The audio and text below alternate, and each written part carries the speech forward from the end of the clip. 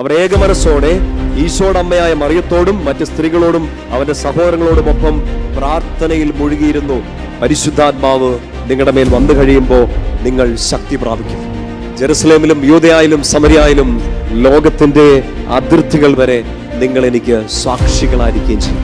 ഈശോ 3 വർഷക്കാലം പരസ്യ ജീവിതകാലത്ത് തൻ്റെ പ്രിയപ്പെട്ട ശിഷ്യന്മാരുടെ കൂടെ നടന്ന് അവരുടെ കൂടെ നടന്ന് സംസാരിച്ചു. അവരുടെ ഇടയിൽ അത്ഭുതങ്ങൾ പ്രവർത്തിച്ചു. ഒരുപാട് കാര്യങ്ങൾ ഈ ശിഷ്യന്മാർ കണ്ടു. അപ്പസ്തോലന്മാരായിട്ട് തിരഞ്ഞെടുക്കപ്പെട്ട ഈ ഈശോയുടെ പ്രിയപ്പെട്ട ശിഷ്യന്മാർ ലോകമെമ്പാടും പോയി ലോകത്തിൻ്റെ അറ്റം വരെ ഈശോയുടെ ആഹ്വാനം അനുസരിച്ച് ഈശോ എന്ന സുവിശേഷം പ്രഘോഷിച്ചതിൻ്റെ ഒരു ചരിത്രം പറഞ്ഞു തരുന്ന പുസ്തകത്തിലേക്ക് നമ്മളിന്ന് കടക്കുകയാണ്. അപ്പസ്തോല പ്രവർത്തനം, പരിശുദ്ധാത്മാവിൻ്റെ സുവിശേഷം. പരിശുദ്ധാത്മാവ് എഴുതിയ ഈശോയുടെയും ഈശോയുടെ പ്രിയപ്പെട്ട സഭയുടെയും ചരിത്രം തുടങ്ങിയ ആദ്യത്തെ ആളുകളെ പരിചയപ്പെടുത്തുന്ന പുസ്തകം അപ്പസ്തോല പ്രവർത്തനം. നമുക്ക് ആത്മാവ് നമ്മുടെ ഹൃദയത്തെ തുറന്നു തരട്ടെ. പ്രാർത്ഥിച്ചൊരുങ്ങിയിരിക്കുക. നമ്മൾ മറ്റു ജോലികളുടെ ഇടയിൽ ഇത് കേൾക്കുകയല്ല, ബൈബിളും നോട്ട്ബുക്കും ഒക്കെ തുറന്നു വെച്ച് ഇരുന്ന് പഠിച്ച് പ്രാർത്ഥിക്കാൻ സാധിക്കുന്നുണ്ടെങ്കിൽ പ്രാർത്ഥനാ മുറിയിൽ ഇരുന്ന് തന്നെ ഇതൊന്ന് പഠിച്ചെടുക്കാൻ വേണ്ടിയിട്ടൊക്കെ ഒന്ന് പരിശ്രമിക്കുക. ആത്മാവ് ശക്തമായിട്ട് നിറയും. നമ്മൾ പരിശുദ്ധാത്മാവ് എങ്ങനെയാണ് സഭയെ ശക്തിപ്പെടുത്തിയെന്ന് നമ്മൾ അറിയാൻ പോവാണ്. ഇത് ഈ ഒരു താളുകളിലൊക്കെ നമുക്ക് ബൈബിൾ തുറക്കാം. 1-ാമത്തെ അധ്യായം 1-ാം വാക്യത്തിൽ തെയോഫിലോസിനോട് ലൂക്ക പറഞ്ഞു തുടങ്ങുകയാണ്. നമ്മൾ ഇനി കഴിഞ്ഞ സുവിശേഷത്തിൽ, കഴിഞ്ഞ എഴുത്തിൽ പറഞ്ഞതിൻ്റെ ബാക്കി ഞാനിതാ നിനക്ക് പറഞ്ഞു തരാൻ പോവാണ്. എന്താണ് പറഞ്ഞു തരാൻ പോകുന്നത്? അത് 3-ാമത്തെ വാക്യം മുതൽ ഈശോ അവരുടെ കൂടെ ഉണ്ടായിരുന്ന ആ സമയം.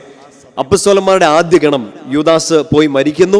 അതിനുശേഷം ഈ 11 പേര് പിന്നീട് നറുക്കിട്ട് മത്യാസിനെ തിരഞ്ഞെടുക്കുന്നു. അപ്പം അവരുടെ കൂടെ നടന്ന് ഈശോ സ്വർഗാരോഹണം ചെയ്യുന്നതിന് മുമ്പ് ഏകദേശം ഒരു 40 ദിവസം ഇവരുടെ കൂടെ നടന്ന് ചെയ്ത ചില കാര്യങ്ങളെക്കുറിച്ചാണ് ഈ ഒരു അപ്പസ്തോല പ്രവർത്തനം പുസ്തകം പറഞ്ഞ് ആരംഭിക്കുന്നത്. 3-ാമത്തെ വാക്യം ഇങ്ങനെയാണ്. നമുക്ക് ഒരുമിച്ചത് വായിച്ച് പ്രാർത്ഥിക്കാം. പീഡാനുഭവത്തിന് ശേഷം 40 ദിവസത്തേക്ക് ഈശോ അവരുടെ ഇടയിൽ പ്രത്യക്ഷനായി ദൈവരാജ്യത്തെക്കുറിച്ച് പഠിപ്പിച്ചു. സുവിശേഷം പഠനം നടത്തിയപ്പോൾ നമുക്ക് മനസ്സിലായിട്ടുണ്ട്, മത്തായി സുവിശേഷം മുഴുവൻ ഈശോ പറഞ്ഞത് ഒരൊറ്റ കാര്യത്തെക്കുറിച്ചായിരുന്നു, ദൈവരാജ്യം. ഈശോ തൻ്റെ പ്രസംഗം ആരംഭിച്ചത് ഇത് പറഞ്ഞുകൊണ്ടാണ്. ഈശോയുടെ പ്രസംഗത്തിൻ്റെ കണ്ടന്റ് മുഴുവൻ ഇതായിരുന്നു. ഈശോയുടെ ഉപമകൾ മുഴുവൻ ഈ ഒരൊറ്റ കാര്യത്തെക്കുറിച്ചായിരുന്നു, ദൈവരാജ്യം. ദൈവരാജ്യം സമീപിച്ചിരിക്കുന്നു. ആ ദൈവരാജ്യം നിങ്ങളുടെ ഇടയിലുണ്ട്.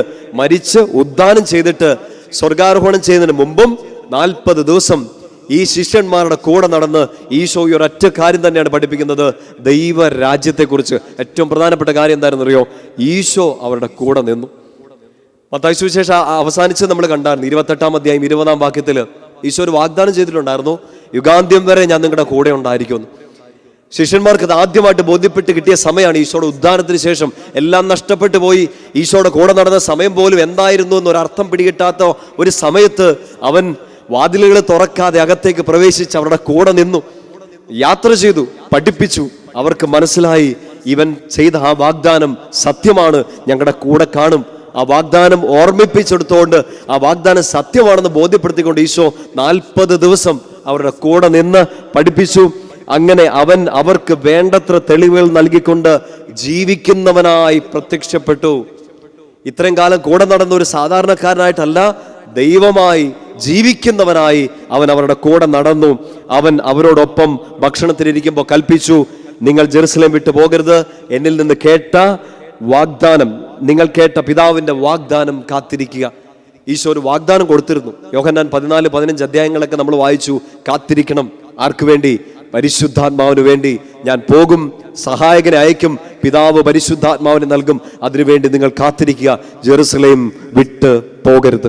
പ്രിയപ്പെട്ട സഹോദരങ്ങളെ, ഇങ്ങനെ 1-ാമത്തെ അധ്യായത്തിൽ ഈശോ അവരുടെ കൂടെ നിൽക്കുകയാണ് 40 ദിവസം. പുറപ്പാട് പുസ്തകത്തിൽ 40 വർഷം മരുഭൂമിയിലൂടെ അലഞ്ഞ ജനം തങ്ങളെ കൈവിടാത്ത ദൈവത്തിന്റെ സാന്നിധ്യം അഗ്നിയിലും മേഘസ്തംഭത്തിലും ഒക്കെ കണ്ടതുപോലെ ഈ പുതിയ നിയമത്തിൽ സ്വർഗം അവതരിപ്പിച്ച യഥാർത്ഥ ദൈവം, ആ ദൈവം വചനം മാംസമായി ഭൂമിയിൽ അവതരിച്ചപ്പോൾ അവനെ ഒതുക്കാൻ ഒരു കല്ലറയ്ക്ക് സാധിച്ചില്ല, അവനെ ഒതുക്കാൻ ഒരു പട്ടാളക്കാരന് സാധിച്ചില്ല, ഒരു എതിർ പ്രതിലോമ ശക്തികൾക്ക് സാധിച്ചില്ല. അവൻ ഉയർത്തെഴുന്നേറ്റു, കൂടെ നടന്നു. പഴയ നിയമത്തിൽ യഹൂദ ജനം കണ്ട അതേ ദൈവം അവരുടെ കൂടെ പുതിയ സഭയിൽ, പുതിയ ഇസ്രായേലിൽ 40 ദിവസം കൂടെ നടന്നു. ദൈവത്തിന്റെ കൂടെ നിൽക്കുന്ന ഒരു അനുഭവം അവർക്കന്നുണ്ടായി. സുവിശേഷ പ്രഘോഷണ ജീവിതം ആരംഭിക്കുമ്പോൾ ഈശോ 40 ദിവസം 40 രാവും 40 പകലും മരുഭൂമിയിൽ പിതാവിൻ്റെ കൂടെ ഇരുന്നത് പോലെ ഇവരിന്ന് അവരുടെ സുവിശേഷ ശുശ്രൂഷ ആരംഭിക്കുന്നതിന് മുമ്പ് ഈ ദൈവത്തിൻ്റെ കൂടെ, ഈശോയുടെ കൂടെ ഇരിക്കുകയാണ്. അതിൻ്റെ ഒടുക്കം സ്വർഗാരോഹണം ചെയ്യുന്നതിന് തൊട്ടു മുമ്പ് ഈശോ അവരോട് ഒരു കാര്യം പറഞ്ഞു. 1-ാം അധ്യായം 8-ാം വാക്യം, പരിശുദ്ധാത്മാവ് നിങ്ങളുടെ മേൽ വന്നു കഴിയുമ്പോൾ നിങ്ങൾ ശക്തി പ്രാപിക്കും. ജെറുസലേമിലും യൂദയായിലും സമരിയായിലും ലോകത്തിന്റെ അതിർത്തികൾ വരെ നിങ്ങൾ എനിക്ക് സാക്ഷികളായിരിക്കുകയും ചെയ്യും. അത് ഈശോ കൊടുത്തൊരു വാഗ്ദാനമാണ്, അത് ഈശോ കൊടുത്തൊരു ആഹ്വാനമാണ്. ജെറുസലേമിൽ, യൂദയായിൽ, സമരിയായിൽ ലോകത്തിന്റെ അതിരുകൾ വരെ നിങ്ങൾ എനിക്ക് സാക്ഷികളായിരിക്കും. ഇത് പറഞ്ഞതിന് ശേഷം ഈശോ സ്വർഗത്തിലേക്ക് പോവാണ്. അത് കണ്ടുകൊണ്ട് നിൽക്കുന്നുണ്ട് അവര്. തുടർന്നുള്ള ഭാഗത്തൊക്കെ കാണുന്നുണ്ട് 2 ദൂതന്മാർ വന്ന് പറയുന്നുണ്ട്, നിങ്ങൾ എന്താണ് നോക്കി നിൽക്കുന്നതെന്നൊക്കെ ചോദിച്ച് 1-ാം അധ്യായം 11-ാം വാക്യത്തിൽ മറ്റൊരു വാഗ്ദാനം കൂടെ സ്വർഗം ഈ ദൂതന്മാരിലൂടെ അപ്പോസ്തലന്മാർക്ക് കൊടുക്കുന്നുണ്ട്. 1:11, അല്ലയോ ഗലീലിയിലെ, നിങ്ങൾ ആകാശത്തിലേക്ക് നോക്കി നിൽക്കുന്നത് എന്ത്? നിങ്ങളിൽ നിന്ന് സ്വർഗത്തിലേക്ക് സംവഹിക്കപ്പെട്ട യേശു സ്വർഗത്തിലേക്ക് പോകുന്നതായി നിങ്ങൾ കണ്ടതുപോലെ തന്നെ തിരിച്ചു വരും. He will come back. അതായത് അവർക്ക് കിട്ടിയ രണ്ടാമത്തെ ഒരു വാഗ്ദാനം. 1-ാമത്തെ വാഗ്ദാനം ഇതാണ്, പരിശുദ്ധാത്മാവിനെ തരും. എന്തിനാണ് പരിശുദ്ധാത്മാവിനെ തരുന്നതെന്ന് ഈ 2-ാമത്തെ വാഗ്ദാനത്തിലുണ്ട്. അവൻ വീണ്ടും വരും. ആര്? ഈശോ വീണ്ടും വരും. വിധിയാളനായി, നീതിമാനായി, രാജാവായി അവൻ ലോകത്തിന്റെ മുമ്പിലേക്ക് വീണ്ടും വരും. അതുവരെ അപ്പസ്തോലന്മാരുടെ മേൽ ശ്ലൈഹിക പാരമ്പര്യത്തിലൂടെ സഭയുടെ മേൽ ഒരു ഉത്തരവാദിത്വം കൊടുക്കുകയാണ്. ലോകത്തിന്റെ അറ്റം വരെ സുവിശേഷം എത്തിക്കണം. ആ സുവിശേഷം എത്തിക്കാൻ വേണ്ടി നിങ്ങളെ ശക്തിപ്പെടുത്താനാണ് പരിശുദ്ധാത്മാവ് വരുന്നത്. ഇതാണ് 1-ാമത്തെ അധ്യായത്തിൽ നമ്മൾ കാണുക.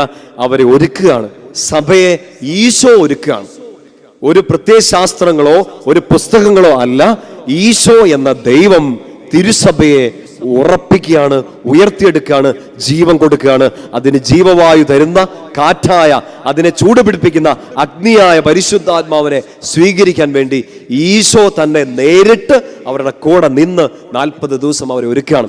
1-ാമത്തെ അധ്യായത്തിൽ ആ സാന്നിധ്യം നമ്മൾ കാണുന്നു. പ്രിയപ്പെട്ട സഹോദരങ്ങളെ, 2-ാം അധ്യായം ആ പരിശുദ്ധാത്മാവ് വരികയാണ്.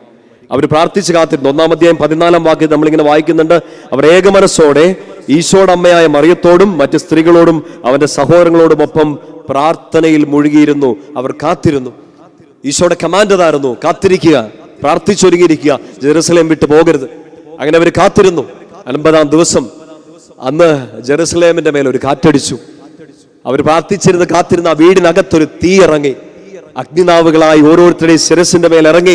അത് ശിരസ് മുതൽ ഉള്ളംകാല് വരെ അവരുടെ മനസ്സിനെ, ആത്മാവിനെ, ശരീരത്തെ, നാവിനെ ശക്തിപ്പിടിപ്പിച്ച് അന്നൊരു തീക്കാറ്റിറങ്ങി. അന്നൊരു കാറ്റടിച്ചു. ആ കാറ്റടിച്ചതിന്റെ അങ്ങേ അറ്റത്ത് അതിന്റെ കുളിരിലോ അതിന്റെ തീയിലോ അതിന്റെ ചൂടിലോ ഇരുന്നുകൊണ്ട് നമ്മൾ ഇന്ന് ഈ സുവിശേഷം പഠിച്ചുകൊണ്ടിരിക്കുകയാണ്. പരിശുദ്ധാത്മാവ് അയച്ച ആ തീക്കാറ്റിന്റെ പൊള്ളൽ, അതിന്റെ ചൂട് ആത്മാവിൽ അനുഭവിച്ചറിഞ്ഞുകൊണ്ട് നമ്മൾ ഇന്ന് ഈ പരിശുദ്ധാത്മാവിന്റെ സുവിശേഷം അപ്പസ്തോല പ്രവർത്തനം പഠിക്കുകയാണ്. 2-ാം അധ്യായത്തിൽ നമ്മളത് കാണുന്നുണ്ട്. ഇവര് ഒരുമിച്ച് കൂടിയിരുന്നിടത്തേക്ക് ആത്മാവ് ഇറങ്ങുന്നു. പത്രോസ്ലിഹ തന്റെ ആദ്യത്തെ പ്രസംഗം നടത്തുന്നു. 2-ാം അധ്യായം 14 മുതൽ 36 വരെയുള്ള വാക്യങ്ങൾ നമ്മൾ കാണുന്നുണ്ട്. പത്രോസ്ലിഹ നാവ് തുറക്കാണ്. നാവ് തുറക്കുമ്പോ ഭാഷാവരം ഉണരുന്നു. ലോകത്തിന്റെ പല ഭാഗത്തുനിന്ന് വന്നിരുന്ന, പല ഭാഷ സംസാരിച്ചിരുന്ന ആളുകൾ പുതിയൊരു ബാബേൽ അനുഭവം. അന്ന് ബാബേൽ ചിതറിക്കപ്പെട്ടിരുന്നെങ്കിൽ ഇന്ന് പന്തക്കുസ്ത അനുഭവത്തിലൂടെ സകലരും ഒരുമിച്ച് കൂടുകയാണ്. പരിശുദ്ധാത്മാവ് അവരെല്ലാം കൂടെ ഒരുമിച്ച് കൂട്ടി പത്രോസിന്റെ ഒരൊറ്റ പ്രസംഗം. 3000 പേര് അന്ന് സഭയുടെ കുടക്കീഴിൽ അണിനിരക്കുകയാണ്. കാരണം കർത്താവ് വാഗ്ദാനം ചെയ്തിരുന്നു, കൂടെ കാണും, ധൈര്യത്തോടെ ഇറങ്ങിക്കൊള്ളുക. ഒരൊറ്റ മാറ്റാണ് അവർക്ക് സംഭവിച്ചത്. അത്രയും കാലം വാതിലടച്ചിരുന്നവർ, അത്രയും കാലം ഭയപ്പെട്ടിരുന്നവർ ഈ ഒരൊറ്റ വാഗ്ദാനം, കൂടെ കാണുമെന്നുള്ള വാഗ്ദാനം അനുസരിച്ച് പ്രാർത്ഥിച്ചവർ കാത്തിരുന്നു. തീ ഇറങ്ങി. ആ തീ അവർ മറ്റുള്ളവരിലേക്ക് പകർത്തി കൊടുത്തു. ആ തീക്കാറ്റേറ്റ ആദ്യത്തെ പ്രസംഗം കഴിഞ്ഞപ്പോ അവിടെ കൂടി നിന്നിരുന്ന സദസ് ഒരൊറ്റ കാര്യമാണ് പത്രോസിനോട് ചോദിച്ചത്. 2-ാം അധ്യായം 37-ാം വാക്യം. ഇത് കേട്ടപ്പോൾ അവർ ഹൃദയം നുറുങ്ങി പത്രോസിനോടും മറ്റപ്പസ്തോലന്മാരോടും ചോദിച്ചു, സഹോദരന്മാരെ, ഞങ്ങൾ എന്താണ് ചെയ്യേണ്ടത്? What should we do? ഒരു പ്രസംഗം കേട്ടപ്പോൾ അവരുടെ ഹൃദയം നുറുങ്ങി. ഇനി ഇങ്ങനെ പോരാ എന്നവർക്ക് മനസ്സിലായി. പോയ വഴികൾ ശരിയല്ലെന്നോ, നടക്കുന്ന വഴികളിൽ അല്പം മാറ്റം വരുത്തണമെന്നോ ആ ഒരൊറ്റ പ്രസംഗം കൊണ്ട് പത്രോസ്ലിഹ മുമ്പിലിരുന്ന പല ഭാഷക്കാരോട്, പല നാവുകൾ സംസാരിച്ചിരുന്നവരോട് പറഞ്ഞു. അവരുടെ മനസ്സ് നുറുങ്ങി, അവരുടെ ഹൃദയം തുറന്നു കിട്ടി. പരിശുദ്ധാത്മാവ്, നാവിലൂടെ സംസാരിച്ച പരിശുദ്ധാത്മാവ് കർണപുടങ്ങൾ തുളച്ചു കയറി ഹൃദയത്തിന്റെ ആഴങ്ങളിൽ എന്തോ കോറിയിട്ടു, മാറ്റം വരുത്തണമെന്ന്. പത്രോസ്ലിഹ അവർക്ക് മറുപടി പറഞ്ഞ ഒറ്റ കാര്യമാണ്. 38-ാം വാക്യം പത്രോസ് പറഞ്ഞു, പശ്ചാത്തപിക്കുക. ഈശോ പറഞ്ഞ ആദ്യത്തെ സുവിശേഷത്തിന്റെ തന്തു ഇവിടെ പത്രോസ്ലീഹ തുടരുകയാണ്. ആ ഒരു വര മുമ്പോട്ട് നീങ്ങുകയാണ്. പശ്ചാത്തപിക്കുക, മാനസാന്തരപ്പെടുക, പാപമോചനത്തിനായി എല്ലാവരും യേശുക്രിസ്തുവിന്റെ നാമത്തിൽ സ്നാനം സ്വീകരിക്കുക, പരിശുദ്ധാത്മാവിനെ നിങ്ങൾക്ക് ലഭിക്കും.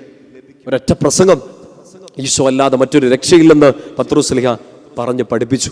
സഭ വളർന്നു തുടങ്ങി. 37-39 വാക്യങ്ങളിലൊക്കെ സഭയുടെ ആദ്യത്തെ വളർച്ച, ആദ്യത്തെ ഒരു കൂട്ടായ്മയെ കുറിച്ച് നമ്മൾ കാണുകയാണ്. ഈ കൂട്ടായ്മ വളർന്ന് പടർന്ന് പന്തലിക്കുമ്പോൾ അവരെ ശക്തിപ്പെടുത്തിയ കാര്യങ്ങൾ എന്തൊക്കെയാണെന്ന് 42 മുതലുള്ള വാക്യങ്ങൾ നമ്മൾ കാണും. 42-ാം വാക്യം ഇങ്ങനെയാണ്, 2:42. അവർ അപ്പസ്തോലന്മാരുടെ പ്രബോധനം, കൂട്ടായ്മ, അപ്പം മുറിക്കൽ, പ്രാർത്ഥന എന്നിവയിൽ സദാ താല്പര്യപൂർവ്വം പങ്കുചേർന്നു. തുടർന്നുള്ള വാക്യങ്ങൾ നമ്മൾ കാണുന്നുണ്ട്. അവർ ഒരുമിച്ച് കൂടി, ഒരു മനസ്സായിരുന്നു, എല്ലാം ഒരുപോലെ കണ്ടു. അവരുടെ ഇടയിൽ ദാരിദ്ര്യം ഉണ്ടായിരുന്നില്ല, ഷെയറിംഗ് ഉണ്ടായിരുന്നു. അവർ പഠിച്ചു, അവർ പ്രാർത്ഥിച്ചു, അവർ അപ്പം മുറിച്ചു, അവർ സ്നേഹത്തിന്റെ കൂട്ടായ്മയിൽ പങ്കുചേർന്നു. സഭ വളർന്നത് ഈ ഒരു അടിസ്ഥാനത്തിലാണ്. അപ്പസ്തോലന്മാരുടെ പ്രബോധനത്തിലും പ്രാർത്ഥനയിലും വിശുദ്ധ കുർബാനയിലും കൂട്ടായ്മയിലും സ്നേഹത്തിലും പരിശുദ്ധാത്മാവിൻ്റെ വരദാന ഫലങ്ങളിൽ നിറഞ്ഞു നിന്ന് ആരംഭിച്ച ഒരു സഭയിലാണ് നമ്മളെന്ന് അഭിമാനത്തോടെ പറയണം. നമുക്ക് എപ്പോഴെങ്കിലും ഒരു അപജയം സംഭവിച്ചാൽ, സഭയുടെ മേൽ ചില പുഴക്കുത്തുകൾ ഏറ്റാൽ, സഭയുടെ മേൽ ചെളിവാരപ്പെട്ടാൽ, ഞാൻ കാരണം സഭ മുറിവേറ്റാൽ, തിരിച്ചു വരാനുള്ള ഒരൊറ്റ വഴി ഈ 2-ാം അധ്യായം 42-ാം വാക്യമാണ്. അതിലേക്ക് തിരിച്ചു ചെല്ലുക, വീണ്ടും അപ്പസ്തോലന്മാരുടെ കൂട്ടായ്മയിലേക്ക്, വിശുദ്ധ കുർബാനയിലേക്ക്, ഐക്യത്തിലേക്ക്, ഷെയറിങ്ങിലേക്ക്, പ്രാർത്ഥനയിലേക്ക് നമ്മൾ തിരിച്ചു വരണം. ഈ ചെളി കഴുകി കളയാനും, ഞാനെന്നൊരു വ്യക്തിയിലൂടെ സഭയ്ക്ക് എന്തെങ്കിലും കളങ്കം വന്നിട്ടുണ്ടെങ്കിൽ, എൻ്റെ ഒരു കുറവ് കൊണ്ട് സഭയ്ക്കൊരു മോശം വന്നിട്ടുണ്ടെങ്കിൽ, അതെല്ലാം കഴുകി വിശുദ്ധീകരിക്കാൻ, ഒന്ന് റീസ്റ്റാർട്ട് ചെയ്യാൻ പരിശുദ്ധാത്മാവിൻ്റെ അഗ്നി ഇറക്കി ആ തീ ഏറ്റ് എല്ലാ മുള്ളുകളെയും എരിയിച്ച് കളയാൻ ഈ 2:42 നമ്മൾ തിരിച്ചു പോയാൽ മതിയാവും. അപ്പസ്തോലന്മാരുടെ പ്രബോധനത്തിലേക്ക്, സ്നേഹ കൂട്ടായ്മയിലേക്കൊക്കെ. പ്രിയപ്പെട്ട സഹോദരങ്ങളെ, ഇങ്ങനെ 2 അധ്യായങ്ങളിൽ ഈശോ ഒരുക്കുന്നു, പരിശുദ്ധാത്മാവ് തീ കൊടുക്കുന്നു. 3-ാം അധ്യായം ഒരു പാറ സ്ഥാപിക്കപ്പെടുകയാണ്. മത്തായി 16:16 അയാൾ ആ വിശ്വാസം ഒരിക്കൽ ഏറ്റു പറഞ്ഞിരുന്നു, നീ സത്യമായും ജീവിക്കുന്ന ദൈവത്തിന്റെ പുത്രനായ ക്രിസ്തുവാണ്. അന്ന് ഈശോ പത്രോസിനോട് പറഞ്ഞു, നീ കേപ്പയാണ്, പാറമേൽ, ഈ പാറമേൽ ഞാൻ എൻ്റെ സഭ സ്ഥാപിക്കും. ഈശോ ഒരുക്കി പരിശുദ്ധാത്മാവ് തിരികൊടുത്ത ആ സഭയ്ക്ക് ഒരു പാറ അവിടെ ഉയർന്നു വന്നു. ആ പാറയുടെ പേരാണ് പത്രോസ്. ആ പാറയിൽ നിന്ന് സഭ പ്രഘോഷിച്ചത്, ആ പാറയായി നിന്നുകൊണ്ട് പാറ പോലെ ഉറച്ച വിശ്വാസത്തിൽ പത്രോസ് പ്രഖ്യാപിച്ച ഒരൊറ്റ കാര്യമാണ്. അവൻ്റെ പിന്നിലുള്ള ശക്തിയുടെ കാര്യം, പത്രോസ് പ്രവർത്തിച്ച ഓരോ കാര്യങ്ങളുടെയും പിന്നിൽ നിന്ന ശക്തി എന്താണെന്ന് അത്ഭുതപ്പെട്ട ജനത്തിന്റെ മുമ്പിൽ ഒറ്റ കാര്യം പത്രോസ് പറഞ്ഞുള്ളൂ. 3-ാം അധ്യായം 6-ാം വാക്യത്തിൽ എൻ്റെ ഒരു സൂചന കാണുന്നുണ്ട്. യേശുക്രിസ്തുവിന്റെ നാമത്തിൽ എഴുന്നേറ്റ് നടക്കാൻ കാലിന് മേലാതിരുന്ന ഒരു ആളോട് പത്രോസ്ലീഹ പറയുന്നുണ്ട്. അവൻ എഴുന്നേറ്റ് കുതിച്ചു ചാടി ദേവാലയത്തിലേക്ക് പോകുന്നുണ്ട്.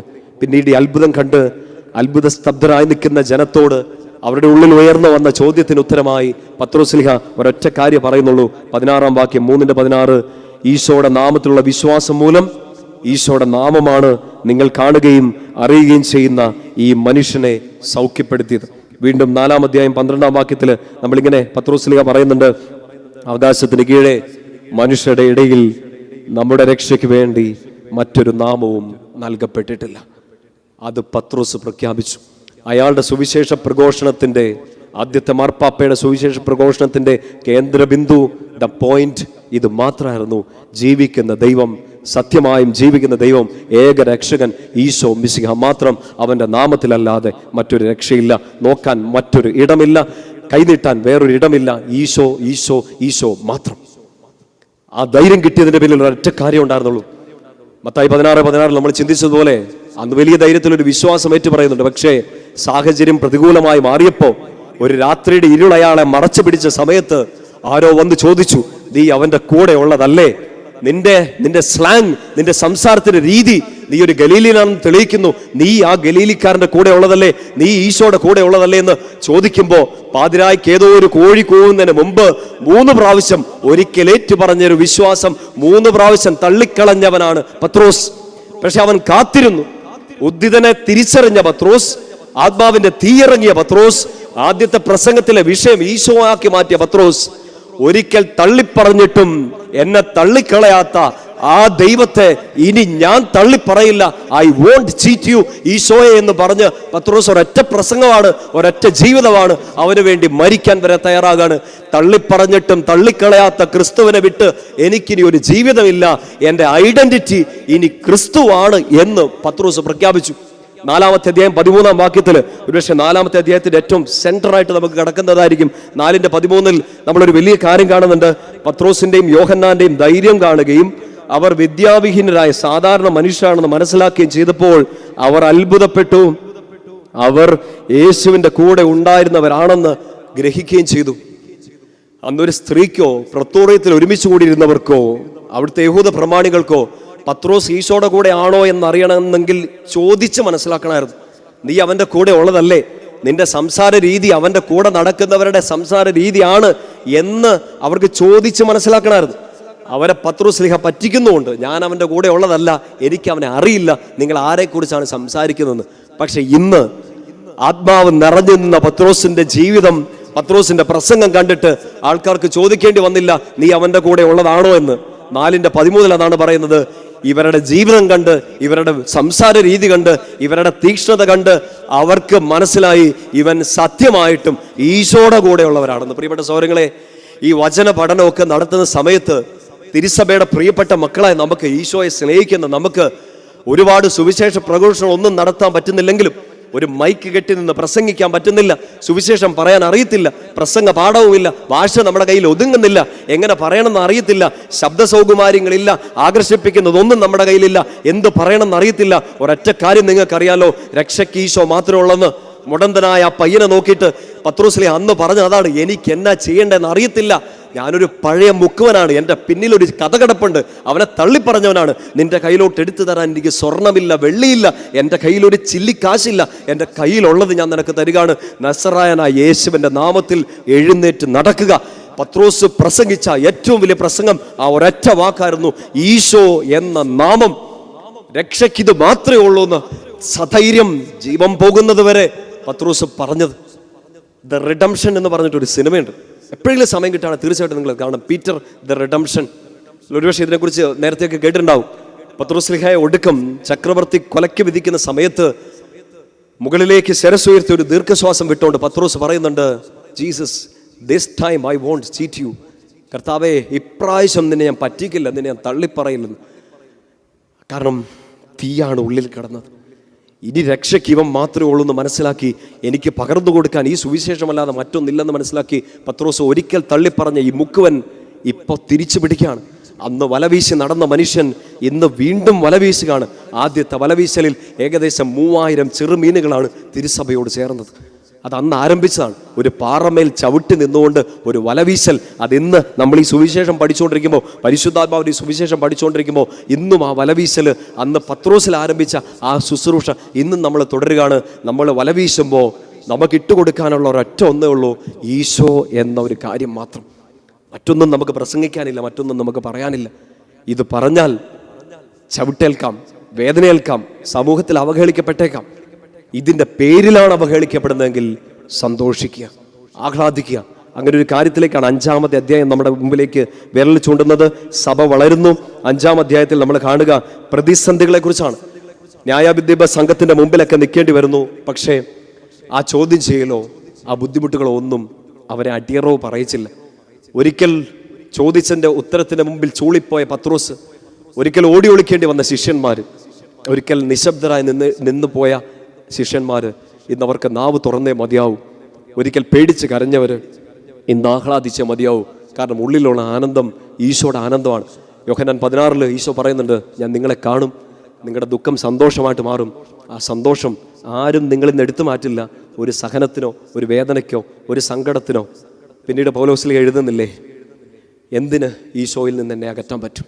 കുരിശിനോ പീഡകൾക്കോ വേദനകൾക്കോ ഒറ്റുകൊടുക്കലുകൾക്കോ ഒന്നിനും ക്രിസ്തുവിൻ്റെ സ്നേഹത്തിൽ തന്നെ അകറ്റാൻ പറ്റില്ല. ആ ഒരു ബോധ്യത്തിൽ നിന്നുകൊണ്ടാണ് ആദിമസഭയിൽ പത്രോസ് ശ്ലീഹായും യോഹന്നാനും ഒക്കെ ഇങ്ങനെ ജീവിച്ചത്. 5-ാം അധ്യായം 41-ാം വാക്യം, അവരാകട്ടെ യേശുവിൻ്റെ നാമത്തെ പ്രതി അപമാനം സഹിക്കാൻ യോഗ്യത ലഭിച്ചതിൽ സന്തോഷിച്ചുകൊണ്ട് സംഘത്തിൻ്റെ മുമ്പിൽ നിന്ന് പുറത്തേക്ക് പോയി. അതൊരു ക്രെഡിറ്റ് ആയിട്ട് എടുക്കുകയാണ്.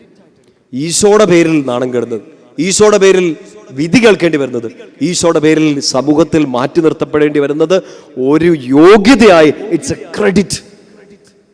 ക്രെഡിറ്റ് എന്ന അഭിമാനത്തോടെ ജീവിച്ച് സന്തോഷിച്ച് ന്യായാധിപ സംഘത്തിന്റെ മുമ്പിൽ വിരൽ ചൂടിയ ന്യായാധിപത്യ സംഘത്തിന്റെ മുമ്പിൽ ക്രിസ്തുവിന്റെ മുമ്പിലാണ് കൂപ്പുകയോടെ നിൽക്കുന്നതെന്ന ബോധ്യത്തിൽ അവർ സന്തോഷത്തോടെ അവിടുന്ന് പുറത്തേക്ക് പോയി. സഭ വളർന്നു. എല്ലാം കോസിയായി നിന്ന സാഹചര്യത്തിൽ, എല്ലാം സ്മൂത്തായി നിന്നൊരു സാഹചര്യത്തിലല്ല.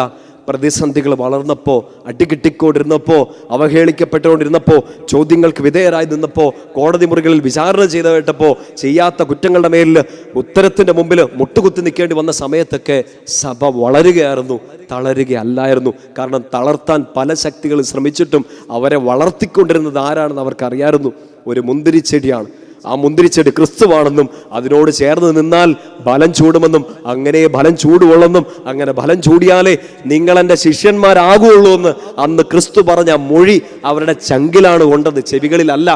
അതുകൊണ്ട് അവരെ വിട്ടുപോയില്ല. ആ മുന്തിരിച്ചെടിയെ അതിനോട് ചേർന്ന് നിന്നു. വെട്ടിയെറിയപ്പെട്ടപ്പോഴും തീയിലോട്ട് വീണപ്പോഴും ചങ്ങലകളാൽ ബന്ധിക്കപ്പെട്ടപ്പോഴും അവരാ സഭയിൽ നിന്ന്, ആ ക്രിസ്തുവിൽ നിന്ന്, ആ ശിരസിൽ നിന്ന് അണുവിട്ട ചലിച്ചില്ല. അഭിമാനം തോന്നണം സഭയെ ഓർത്ത്.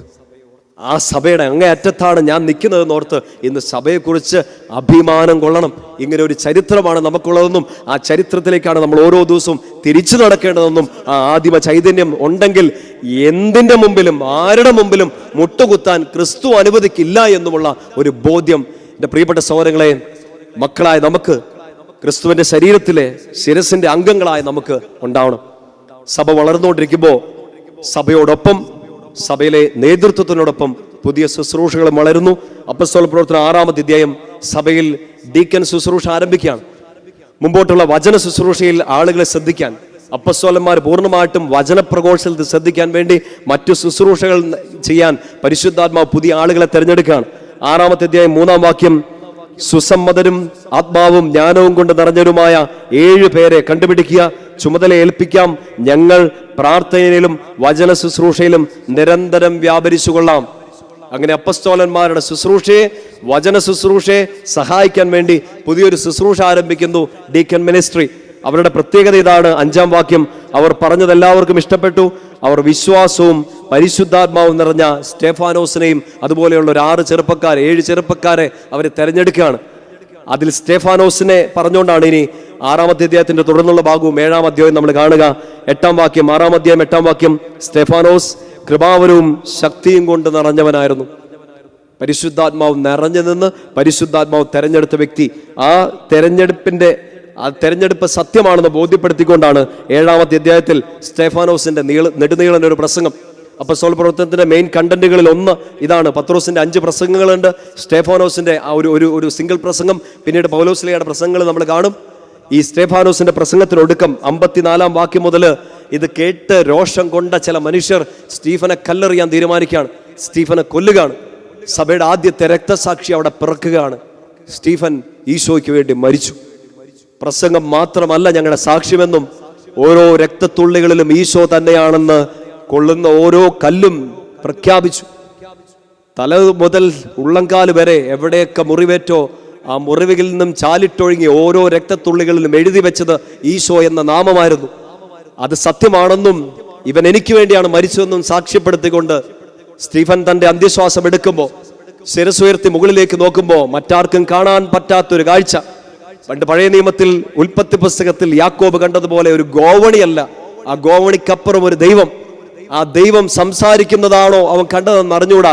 പക്ഷെ സത്യമായും അവൻ കണ്ടത് ജീവിക്കുന്ന ദൈവത്തെയാണ്. ആ ദൈവം, ദൈവപുത്രൻ ഈശോ മിശിഹ എഴുന്നേറ്റ് നിൽക്കുന്നത് അവൻ കണ്ടു. എൻ്റെ മകനാണ് നീ, ഓരോ രക്തത്തുള്ളിയും എൻ്റെ രക്തത്തുള്ളിയാണ്, ഏറുകൊണ്ടത് നിനക്കല്ല എനിക്ക് തന്നെയാണെന്ന് പറഞ്ഞ് സഭയ്ക്ക് വേണ്ടി നീ ഏറ്റ ഓരോ മുറിവും കുഞ്ഞെ സഭയെന്ന ശരീരമാകുന്ന എന്നെ ആണ് വളർത്തിയതെന്നും ഈശോയ്ക്ക് വേണ്ടിയാണ് നീ ഇതെല്ലാം ചിന്തിയതെന്നും എനിക്കറിയാമെന്ന് പറഞ്ഞ് ഈശോ എഴുന്നേറ്റ് നിൽക്കുകയാണ്. സഭയിലെ ആദ്യത്തെ രക്തസാക്ഷി ഈശോ അപ്രൂവ് ചെയ്ത് കൊടുക്കുകയാണ്. രക്തം ചിന്തിയുള്ള സഭ. വേദപാഠത്തിന്റെ ആദ്യത്തെ ക്ലാസ്സുകളിൽ നമ്മൾ പഠിച്ചിട്ടുണ്ട്. രക്തസാക്ഷികളുടെ ചുടുതണത്തിൽ പണിതുയർത്തപ്പെട്ട സഭ. ആ സഭയാണ് വളമിട്ടോ വെള്ളമൊഴിച്ചോ വളർത്തിയെടുത്ത ഒരു ഉറങ്ങിയ സഭയല്ല, നല്ല ചുടുചോര ചിന്തിയ, ഒരിക്കൽ കുരിശിലൊരു വലിയ മുറിവായി ഒരു വലിയ നീർച്ചാലൊഴുകിയ, ഒരു വലിയ അരുവി പോലെ ഒഴുകിയിറങ്ങിയ, ചങ്ക് കുത്തി തുറന്നിട്ടും അതിൽ നിന്ന് ഒഴുകിയിറങ്ങിയ രക്തം കൊണ്ട് ആരംഭം കുറിച്ചൊരു സഭ, ആ രക്തത്തിന് മേൽ ചൂട് പിടിപ്പിച്ച് പരിശുദ്ധാത്മാവ് തുടങ്ങിയൊരു സഭ, ആ ചൂടിൽ നിന്നും മറ്റുള്ളവരിലേക്ക് ചൂട് പകർന്നു കൊടുക്കാൻ, ഈശോ എന്ന ചൂട് പകർന്നു കൊടുത്ത് ചൂടുള്ള രക്തം സഭയ്ക്ക് വളമാകാൻ, സഭയ്ക്ക് വെള്ളമാകാൻ വേണ്ടി ഒഴുക്കി കൊടുത്ത സ്തീഫനെ പോലെയുള്ള രക്തസാക്ഷികളുടെ ചുടുനിണത്തിൽ പണിതുയർത്തപ്പെട്ട സഭ അഭിമാനിക്കണം. ആ സഭയുടെ അംഗമാണെന്ന് പറയുന്നതിൽ അഭിമാനിക്കണം.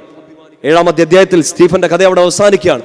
8-ാം അധ്യായത്തിൽ സഭ വീണ്ടും വളരുന്നു. തളർത്താൻ പറ്റില്ല. മരണം വന്നാലും, വെല്ലുവിളികൾ വന്നാലും, ജീവന ഭീഷണി വന്നാലും സത്യസഭയിൽ നിൽക്കുന്ന ഒരുത്തനും പിന്നോട്ട് പോകാൻ പറ്റില്ല. കാരണം മുമ്പിൽ ക്രിസ്തുവാണ്, അവന്റെ കുരിശാണ്. അവന്റെ കുരിശോട് ചേർത്ത് തറയ്ക്കപ്പെട്ടവന് ഇനി പിന്നോട്ടൊരു യാത്രയില്ല, മുന്നോട്ടൊരു യാത്ര. പുറകിൽ നിന്ന് ചാട്ടമാറടികളുണ്ട്, കൂക്കുവിളികളുണ്ട്, പ്രിയപ്പെട്ടവരുടെ ചതിക്കുഴികളുണ്ട്, ഒറ്റുകൊടുക്കലുകളുണ്ട്, ഒറ്റപ്പറച്ചിലുകളൊക്കെ ഉണ്ട്. പക്ഷെ മുമ്പിൽ ഒരൊറ്റ ആളേ ഉള്ളൂ, ഈശോ. അവനെ നോക്കി അവർ യാത്ര തുടർന്നു. 8-ാമത്തെ അധ്യായത്തിന്റെ 25-ാം വാക്യം സഭ പുതിയൊരു സ്റ്റാറ്റസിലേക്ക് ഉയരുകയാണ്. 8-ാം അധ്യായം 25-ാം വാക്യം നമ്മളിങ്ങനെ വായിക്കും: അവർ കർത്താവിന്റെ വചനത്തിന് സാക്ഷ്യം നൽകുകയും അത് പ്രഘോഷിക്കുകയും ചെയ്തതിന് ശേഷം ജെറുസലേമിലേക്ക് മടങ്ങി. അങ്ങനെ അവർ സമരിയാക്കാരുടെ പല ഗ്രാമങ്ങളിലും സുവിശേഷം പ്രസംഗിച്ചു. 8-ാം അധ്യായം അതിൻ്റെ ഒരു കൺക്ലൂഷനിൽ എത്തുന്ന അവിടെയാണ്. സമരിയായിൽ സുവിശേഷം എത്തുന്നു. അപ്പോസ്തല പ്രവർത്തനം 1-ാം അധ്യായം 8-ാം വാക്യം ഈശോ ഒരൊറ്റ കാര്യം പറഞ്ഞിരുന്നു: നിങ്ങളിവിടെ കാത്തിരിക്കുക, പരിശുദ്ധാത്മാവ് വരും, തീ പിടിക്കും. യൂദയായാലും ജെറുസലേമിലും സമരിയായാലും ലോകത്തിന്റെ അറ്റം വരെ നിങ്ങൾ എനിക്ക് സാക്ഷികളായിരിക്കും. ആ വാക്ക് കേട്ട് അവർ ഇറങ്ങിയതാണ്. ജെറുസലേമിൽ പറഞ്ഞു, യൂദയായിൽ പറഞ്ഞു. 8-ാം അധ്യായം 25-ാം വാക്യം സമരിയായാലും സുവിശേഷം എത്തുന്നു. ഒരു കുഞ്ഞു കാര്യം ബാക്കി കിടപ്പുണ്ട്. സമരിയായാലും ലോകത്തിന്റെ അറ്റം വരെ നിങ്ങൾ എനിക്ക് സാക്ഷികളായിരിക്കും. ഇനി ഈ സുവിശേഷം എത്തേണ്ടത് ലോകത്തിന്റെ അറ്റത്തേക്കാണ്. അതിന് ഈശോയ്ക്ക് ആവശ്യം മറ്റൊരു തീക്കാറ്റാണ്. അന്ന് പെന്തക്കോസ്തായിൽ സഹിയോനിൽ അടിച്ച ആ കാറ്റ്, അന്ന് അവിടെ ഉണർന്ന തീ, അവിടെ നിന്ന് ഉയർന്നു വന്ന കട്ടിയുള്ളൊരു പാറ, ആ പാറമേൽ കാലുറപ്പിച്ചുകൊണ്ട് സഭ അതിൻ്റെ യാത്ര ആരംഭിച്ചു. ആ പാറയ്ക്ക് ശക്തി കിട്ടാൻ വേണ്ടി സ്റ്റീഫന്റെ രക്തം അവിടെ ഒഴിക്കപ്പെട്ടു. ഇനി അവിടെ നിന്ന് ആരംഭിക്കേണ്ടത് മറ്റൊരു യാത്രയാണ്. ആ യാത്രയ്ക്ക് ഇനി ആവശ്യം മൂർച്ചയുള്ള ഒരു ആയുധമാണ്. ഇനി വേണ്ടത് വചനം പ്രഘോഷിക്കാൻ ഒരാളാണ്. ഈശോയെ തിരിച്ചറിഞ്ഞ ഒരാളെയാണ്. ആ ആളെക്കുറിച്ച് പറയുന്നുണ്ട് 7-ാമത്തെ അധ്യായത്തിൽ. അയാൾക്കൊരു സൂചന കൊടുക്കുന്നുണ്ട്. സ്റ്റീഫൻ മരിക്കുന്ന സമയത്ത് അവന്റെ മരണം സത്യമാണെന്ന് പറഞ്ഞുകൊണ്ട് ഒരുപക്ഷെ പുച്ഛഭാവത്തോടെ തൻ്റെ ഉള്ളിൽ നിറഞ്ഞു നിന്ന ദൈക്ഷണഭാവം, തൻ്റെ ഉള്ളിൽ നിറഞ്ഞു നിന്ന അറിവിന്റെ ശക്തി, തൻ്റെ ഉള്ളിൽ നിറഞ്ഞു നിന്ന റോമൻ പാരമ്പര്യത്തിൻ്റെയും യഹൂദ പാരമ്പര്യത്തിൻ്റെയും പരിസയ പാരമ്പര്യത്തിൻ്റെയും ബെഞ്ചമിൻ ഗോത്രത്തിൻ്റെയും അഭിമാനത്തിൻ്റെ ഒരു ചരിത്രം കടന്നുകൊണ്ട് ഒരു ചെറുപ്പക്കാരൻ ഉള്ളിൽ പുളകം കൊണ്ട് നീറി വീഴുന്ന സ്റ്റീഫനെ നോക്കി ഇവന്റെ മരണം അപ്രൂവ് ചെയ്തുകൊണ്ട് നിൽക്കുന്നുണ്ട് അവിടെ. സാവൂൾ എന്നൊരു ചെറുപ്പക്കാരൻ, അവൻ അറിഞ്ഞില്ല ഈ വീഴുന്ന രക്തം, ഈ രക്തത്തിന് വേണ്ടി നാളെ ഇവൻ പ്രഘോഷിക്കാൻ ഇറങ്ങുമോ എന്ന് അന്ന് സാവൂൾ അറിഞ്ഞില്ല. അന്ന് ഈ കാണുന്നത് മരിച്ചു വീഴുന്ന സ്റ്റീഫനെ സഭയെ നശിപ്പിക്കാൻ വേണ്ടി അയാൾ ഇറങ്ങുമ്പോൾ, സാവൂൾ ഇറങ്ങുന്ന സമയത്ത് സാവൂൾ അറിഞ്ഞില്ല തൊഴിക്കുന്നത് ഒരു ഇരുമ്പാണി മേലാണെന്ന്. ആ ഇരുമ്പാണി വീണ്ടും അവനെ തൊഴിക്കുന്നുണ്ട്. ഒരു യാത്രാമധ്യേ അവനെ ആ ഇരുമ്പാണി തൊഴിച്ച് വീഴ്ത്തും. എന്നിട്ട് ചോദിക്കും, നീ എന്തിനെന്നെ വിഷമിപ്പിക്കുന്നു? ആ കണ്ണ് മൂടി നിന്ന ഒരവസ്ഥയിൽ, എന്താണ് ചെയ്യേണ്ടെന്ന് അറിയത്തില്ലാത്ത അവസ്ഥയിൽ വാതുറന്ന് ഹൃദയം തുറന്ന് ഈ സാവൂൾ എന്ന ചെറുപ്പക്കാരൻ ചോദിക്കുന്നുണ്ട്, ഹു ആർ യു? നീ ആരാണ്? ഒറ്റ കാര്യം പറഞ്ഞോളൂ. ഇതുവരെ പറഞ്ഞ ഒരൊറ്റ കാര്യം ഈശോ വീണ്ടും പറഞ്ഞു, ഐ ആം. നീ പീഡിപ്പിക്കുന്ന ഈശോയാണ് ഞാൻ. I am the one whom you are persecuting. ജീവിതം അവിടുന്ന് മാറുകയാണ്. പുതിയൊരു തീ അവിടെ ഉണരുകയാണ്. പൗലോസ് ഉണരുകയാണ്. ഒരിക്കൽ രക്തം ചിന്തുന്നത് സാക്ഷ്യം വഹിച്ചവൻ ഇനി ആ രക്തം ചിന്തിയവനെ സാക്ഷ്യം വഹിക്കും. ഒരിക്കൽ ഈ ഇരുമ്പാണിമേൽ തൊഴിച്ചവൻ പിന്നീട് 3 ആണിമേൽ തറയ്ക്കപ്പെട്ട ഈ രക്ഷകനല്ലാതെ മറ്റൊരു രക്ഷകനില്ലെന്നും ഇവനല്ലാതെ വേറെ ദൈവമില്ലെന്നും പ്രഘോഷിച്ചുകൊണ്ട് ലോകത്തിന്റെ അറ്റം വരെ, അന്നറിയപ്പെട്ടിരുന്ന ലോകത്തിന്റെ അറ്റമായ റോമാ സാമ്രാജ്യത്തിന്റെ അതിരുകളിൽ പോയി പ്രഘോഷിക്കും, മരിക്കും. അവന്റെ ശിരസ് 3 വെട്ടി താഴെ വീഴുമ്പോൾ 3 ഉരുണ്ട് ആ രക്തവും സഭയ്ക്ക് വളമായിട്ട് മാറും. ഇന്ന് 8 അധ്യായങ്ങളിൽ നമ്മൾ കണ്ടത് സഭയുടെ വളർച്ചയാണ്. ഈ പാറമേൽ സഭ സ്ഥാപിക്കപ്പെടുന്നതാണ്. ഇനി ഈ പരിശുദ്ധാത്മാവിന്റെ തീക്കാറ്റ് ഏറ്റുകൊണ്ട് പൗലോസ് ശ്ലീഹ ലോകം മുഴുവൻ ചെന്ന് പ്രഘോഷിക്കും. അവന്റെ 3 മിഷണറി യാത്രകൾ, അയാൾ ചെന്നെടുത്തിയ സഭകൾ, അയാൾ എഴുതിയ കത്തുകൾ, അയാൾ പ്രഘോഷിച്ച സത്യമായും ജീവിക്കുന്ന ഈ ദൈവത്തെ, ക്രൂശിതനെ കുറിച്ച് ഇനി പൗലോസിന്റെ നാവിലൂടെ നമ്മൾ കേൾക്കും. പരിശുദ്ധാത്മാവ് നിറഞ്ഞു നിന്നുകൊണ്ട് ഇനി പൗലോസും സീലാസും ബാർനബാസും ലൂക്കായും മർക്കോസും എല്ലാം ലോകത്തിന്റെ അറ്റത്തേക്ക് പോകും. ഈശോയെ നേരിട്ട് കണ്ടില്ലെങ്കിലും ഉദ്ധിതനായ ക്രിസ്തുവിനെ അതിൽ കൂടുതൽ ഒന്നും കാണാൻ ഈ ലോകത്തിൽ ഭാഗ്യമാർക്കും കിട്ടാനില്ലാത്തതുപോലെ പൗലോസ് ആ ഈശോയെ തിരിച്ചറിഞ്ഞ് നസ്രായനെ അല്ല, ഉദ്ധിതനായ ക്രിസ്തുവിനെ കണ്ട് അവൻ ഇറങ്ങും. അവന്റെ കൂടെ കുറച്ചു പേർ ഇറങ്ങും. അങ്ങനെ ഇറങ്ങിയവരിൽ ഒരാളാണ് ഈ ലൂക്ക. ആ ലൂക്ക കൂടെ നടന്ന് പൗലോസ് പോലും കണ്ടറിഞ്ഞ ഈശോയെ കുറിച്ച് അപ്പസ്തോല പ്രവർത്തനത്തിൽ എഴുതുകയാണ്. അവർക്ക് ശക്തി കൊടുത്ത പരിശുദ്ധാത്മാവിനെ കുറിച്ച് എഴുതുകയാണ്. ഈ 8 അധ്യായങ്ങളിൽ നമ്മൾ കണ്ടത് സഭ എങ്ങനെയാകണം എന്നാണ്. എൻ്റെ ഒന്നാമത്തെ കാര്യം, 1-ാം അധ്യായത്തിൽ നമ്മൾ കണ്ടു സഭ ഈശോയുടെ കൂടെ നിൽക്കുക, വിശ്വാസ സമൂഹം ഈശോയുടെ കൂടെ നിൽക്കുക. 2-ാമത്തെ അധ്യായത്തിൽ പരിശുദ്ധാത്മാവിന്റെ ശക്തി സ്വീകരിക്കുക. 3-ാമത്തെ അധ്യായത്തിൽ പത്രോസിനെ പോലെ നമ്മൾ കണ്ടു ഈശോയെ പ്രഘോഷിക്കുക. 4-ാമത്തെ 5-ാമത്തെ അധ്യായത്തിലൊക്കെ നമ്മളതാണ് കണ്ടത്, ഈശോയെ പ്രഘോഷിക്കുന്നതിനൊപ്പം സഭ വളരും. സഭ വളരുമ്പോൾ ചിലപ്പോൾ അടികൾ വരും, കുറവുകൾ വരും, വേദനകൾ വരും, അപമാനങ്ങൾ വരും. എന്നാലും സഭ മുമ്പോട്ട് വളരും. ഒരു കൂട്ടായ്മയായി പഠിച്ച്, പ്രാർത്ഥിച്ച്, വിശുദ്ധ കുർബാന അർപ്പിച്ച്, സ്നേഹിച്ച്, ഐക്യത്തോടെ സഭ മുമ്പോട്ട് പോകും. 6-7 അധ്യായങ്ങൾ നമ്മൾ സ്റ്റീഫനെ കുറിച്ച്, പുതിയ ശുശ്രൂഷകളെ കുറിച്ച് കണ്ടു. സഭ ഓരോ സ്റ്റെപ്പ് മുമ്പോട്ട് എടുക്കുമ്പോഴും പുതിയ പുതിയ ശുശ്രൂഷകരെ തന്ന് പരിശുദ്ധാത്മാവ് തരും. അപ്പോസ്തല പ്രവർത്തനത്തിന്റെ ആദ്യത്തെ 8 അധ്യായങ്ങൾ വായിക്കുമ്പോൾ ശത്രുക്കൾ പറയുന്നൊരു കാര്യമുണ്ട്, ഇത് ആരംഭിച്ചത് ദൈവമാണെങ്കിൽ ഇതിനെ തകർക്കാൻ ആർക്കും പറ്റില്ല. ഇത് മനുഷ്യർ ആരംഭിച്ചാണെങ്കിൽ അതവിടെ തീർന്നോളും. അന്ന് ആ ശത്രുക്കൾ പറഞ്ഞ വാക്കിനെ അടിസ്ഥാനമിട്ട് കൊടുക്കേണ്ടത്, ശരിവെക്കേണ്ടത് നമ്മൾ ഓരോരുത്തരും. ഈ പഠിച്ചുകൊണ്ടിരിക്കുന്ന, കേട്ടുകൊണ്ടിരിക്കുന്ന, പറഞ്ഞുകൊണ്ടിരിക്കുന്ന ഞാനും നിങ്ങളൊക്കെ, ഇത് ആരംഭിച്ചത് മനുഷ്യനല്ല, ഇത് ആരംഭിച്ചത് ദൈവമാണ്. അതുകൊണ്ട് ഇതിനെ തകർക്കാൻ ഒരു കാറ്റിനോ, ഒരു കൊടുങ്കാറ്റിനോ, ഒരു തീച്ചൂളയ്ക്കോ, ഒരു ചങ്ങലയ്ക്കോ, ഒരു കാരാഗൃഹവാസത്തിനോ, ഒരു ഇരുട്ടിനോ സാധിക്കില്ലെന്ന് അത് സാക്ഷ്യപ്പെടുത്തുന്ന മനുഷ്യരായിട്ട് വേണം നമ്മൾ ഇനി ജീവിക്കാൻ. 8-ാമത്തെ അധ്യായത്തിൽ അതാണ് കണ്ടത്. സഭ വീണ്ടും വളരുന്നു. ഒരുപക്ഷെ ഒരിക്കൽ തള്ളിപ്പറഞ്ഞവനെ കൊണ്ട് തിരിച്ചു പറയിപ്പിച്ച ഈശോ, ഒരിക്കൽ ഇത് നശിപ്പിക്കാൻ ഇറങ്ങിയവനെ കൊണ്ട് ലോകം മുഴുവൻ സുവിശേഷം എത്തിച്ച ഈശോ, ഇന്ന് ഈശോയെ അത്ര വിശ്വാസമില്ലാത്ത, വചനത്തിന്റെ ശക്തി അറിയത്തില്ലാത്ത നമ്മുടെ ഒരു പ്രിയപ്പെട്ട ഒരാളെ കൊണ്ട്, നമ്മളെ കൊണ്ട് തന്നെ ആയിരിക്കും ലോകത്തിന്റെ അറ്റത്തേക്ക്, ഒരുപക്ഷെ നമ്മുടെ വീടിന്റെ ഒരു ഇട്ടാവട്ടത്തിലുള്ള ഒരു ലോകത്തിലേക്ക് സുവിശേഷം എത്തിക്കുക. ഒന്നുമില്ലാതിരുന്ന, മുക്കുവരായി നടന്നിരുന്ന ചിലരെ പിടിച്ചാണ് ഈശോയെ പാറയാക്കി മാറ്റിയത്. പേടിച്ചരണ്ടവരെ പിടിച്ചാണ് അപ്പസ്തോലന്മാരാക്കി മാറ്റിയത്. ഇന്ന് സുവിശേഷം പ്രഘോഷിക്കാൻ പേടിയാണെങ്കിൽ, ഈശോയെ കുറിച്ച് പറയുന്നത് നാണക്കേടാൻ തോന്നുന്നുണ്ടെങ്കിൽ, എനിക്കതിനുള്ള കഴിവില്ലാന്ന് തോന്നുകയാണെങ്കിൽ, ഈശോയ്ക്ക് ആവശ്യം നിന്നെയാണ്, നിന്നെ തന്നെ. ഒരൊറ്റ കൈ കൊടുത്തേക്കുക. The deal is with the divine. കർത്താവിനോടാണ് ഡീൽ. അവൻ കൈപിടിച്ചാൽ ഏതറ്റം വരെ അവൻ എത്തിച്ചോളും. കാരണം വാഗ്ദാനം ഒന്നാണ്, യുഗാന്ത്യം വരെ ഞാൻ കൂടെ കാണും. പറഞ്ഞത് കർത്താവാണ്, അതിനൊരു മാറ്റമില്ല. അവന്റെ കൈപിടിച്ച് നമുക്ക് മുമ്പോട്ട് പോകാം. പരിശുദ്ധാത്മാവിന്റെ കൃപയ്ക്ക് കീഴിൽ നമ്മളെ തന്നെ പൂർണ്ണമായി സമർപ്പിച്ച് നമുക്ക് പ്രാർത്ഥിക്കാം. പരിശുദ്ധ അമ്മ സെഖ്യനോട് ചാലിൽ അപ്പസ്തോലന്മാർക്ക് ഒരു സാന്നിധ്യമായിട്ട് ശക്തി കൊടുത്ത പോലെ നമ്മുടെ ഈ വചന പഠനത്തിൽ സഭയോട് ചേർന്നുള്ള ഈ ജീവിതത്തിൽ അമ്മ നമുക്ക് വേണ്ടി പ്രാർത്ഥിക്കട്ടെ. നമുക്ക് ചേർന്ന് പ്രാർത്ഥിക്കാം. നന്മ നിറഞ്ഞ മറിയമേ സ്വസ്തി, കർത്താവ് അങ്ങയോടുകൂടെ സ്ത്രീകൾ അങ്ങ് അനുഗ്രഹിക്കപ്പെട്ടവളാകുന്നു. അങ്ങയുടെ ഉദയത്തിന്റെ ഫലമായി ഈശോ അനുഗ്രഹിക്കപ്പെട്ടവനാകുന്നു. പരിശുദ്ധ മറിയമേ തമ്പുരാന്റെ അമ്മേ, പാപികളായ ഞങ്ങൾക്ക് വേണ്ടി ഇപ്പോഴും ഞങ്ങളുടെ മരണസമയത്തും തമ്പുരാന്റെ അപേക്ഷിക്കണമേ. ആമേൻ. പിതാവിൻ്റെയും പുത്രൻ്റെയും പരിശുദ്ധാത്മാവിൻ്റെയും നാമത്തിൽ ആമേൻ.